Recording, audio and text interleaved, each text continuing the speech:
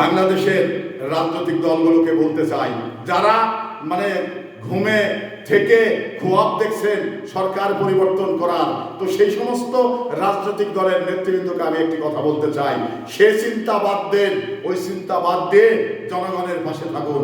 এই খোয়াব আপনার কখনো বাস্তব হবে না, কারণ তারেক রহমানের সরকার এদেশে পরোক্ষ ভোটের মধ্য দিয়ে তারা ক্ষমতায় এসছে, পছন্দরতা দিয়ে ক্ষমতায় তারেক রহমানের সরকার আসেনি যে আপনারা কথায় কথায় সরকার উৎখাত করবেন এবং তারেক রহমানকে মানে সময় বেশি লাগবে না এই ধরনের কথা বলবেন। তো এই সমস্ত হুমকি ধামকি না দিয়ে বরং জনগণের পাশে গিয়ে কাজ করুন, খোয়াব ছাড়ুন।